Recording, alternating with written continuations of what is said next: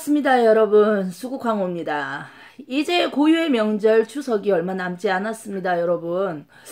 돈 쓸 일도 참 많아질 거고요. 그리고 이래저래 또 이제 막 시댁에도 가야 되고 또 왜냐면 남자분들은 또 뭐 친정에도 가야 되고 여자분들 그러다 보니까 이제 나름 이 돈 지출이 아무래도 지출이 이렇게 넉넉하지 않은 상태에서 또 지출을 해야 된다고 생각을 하시니까 아무래도 좀 스트레스를 많이 받으실 것 같습니다. 요즘은 선물이 들어와도 부담이 가고, 왜냐면 또 해드려야 되니까, 그쵸?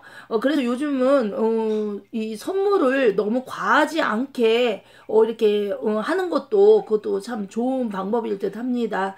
자, 추석 이벤트 공지 보시고 많이들 참여들 하시고요. 시작하겠습니다. 여러분들, 점집에 이렇게 들어가실 때, 먼저 지갑을 열으시고, 저한테도 이렇게 점을 보러 오시는 분들이 가끔가다 지갑을 딱 열고, 돈을 먼저 딱 올리고, 그 다음에 딱 앉아있는 분들 계시더라고. 그럼 저는 이런 말을 합니다. 당장 집어넣으라고. 점 다 본 후에, 그때 올려놓는 거라고. 그리고 저는, 이렇게 제 개인, 이렇게 점상에, 돈을 받지 않고요. 제 이 신령님들 그 단상 위로다가 뭐 산신할아버지, 뭐 관세음보살님, 뭐 아니면 뭐 동자, 동녀, 대감님, 뭐 장군님, 뭐 이 전으로다가 저는 이렇게 돈을 올리라고 이렇게 말을 많이 합니다. 그게 또 맞는 것 같기도 하고요. 물론 점은 제가 보지만 저희 이제 점상의 할머니가 보지만 어떤 신령님의 각 부분에서 그분한테 뭔가 조언을 주실 수 있는 분은 따로 있거든요. 그런 말씀을 하시더라고. 신령님은 굉장히 불쌍한 사람들을 정말로 불쌍하게 여기지를 않으시는 것 같다고. 그런데 저도 그 부분에 대해서는 조금 공감은 합니다. 신령님들은요, 물론 개개인 제자님들 모시는 신령님마다 다를 수는 있겠지만요.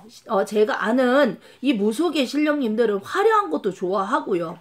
물론 불사신령님 불줄이 세서 집안에 이 스님이나 아니면 이렇게 공을 닦으셨던 할머니가 계신 분들은 또 단순한 것을 좀 많이 이렇게 지향을 하지만 그 외의 분들은 이 신당이 정말로 화려합니다. 화려하고 번쩍번쩍하고 그리고 또 뭐 먹을 거 그다음에 뭐 아니면 화장품 뭐 비싼 어떠한 뭐 금딱지도 이 신령님 단상 위에 올리는 걸 보면은요. 신령님들은 정말로 돈을 좋아하시는 것 같습니다. 에 가셔서요. 이 점사비를 놓으실 때는요. 절대적으로 돈을 자기 쪽으로 향하게 이렇게 그림을 자기 쪽으로 향하게 세종대왕님을 자기 쪽으로 향하게 이렇게 돈을 차례대로 이렇게 놓으시는 게 굉장히 좋습니다. 뭐든지 뒤숭숭하면 아무래도 돈도 막 그냥 놓는 것과 뭔가 정갈하게 딱 놓는 것과 우리가 가고 나면 그 돈을 한번 봐요. 이 사람이 어떤 사람인가 그리고 이 사람의 운이 앞으로 어떻게 또 변할 것인지 또 그 부분에 대해서는 금전운이 그쪽에서 또 많이 보입니다. 물론 그분들은 가신 후겠지만 저 같은 경우에는 이렇게 가시고 난 다음에 어떤 분의 돈은 제가 뭐 한 달도 놀 때가 있고 어떤 분은 그냥 놓고 가자마자 바로 내리는 분도 있고 뭐 여러 가지 부분들이 좀 있는 걸 봐서는 이 금전에 올리는 것도 중요합니다. 점집에 점을 보러 오셨을 때 두 가지 용이 있습니다.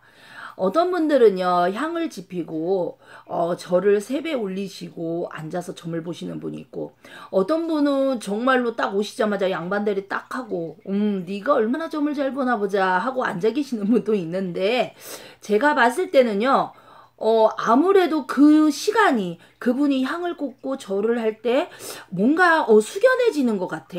뭔가 저 분에 대해서 스캔이 더 잘 떠지는 것 같고 그러니까 뭐 이상하게 생각하지 마시고 우리가 이 절에도 이게 대법당에 이렇게 인사를 드릴 때 향을 지피시고 그 다음에 이렇게 절을 하시잖아요. 그러니까 똑같이 점집에 오셔서도 그렇게 인사를 하시면 아무리 봐도 예쁨을 받지 않을까요?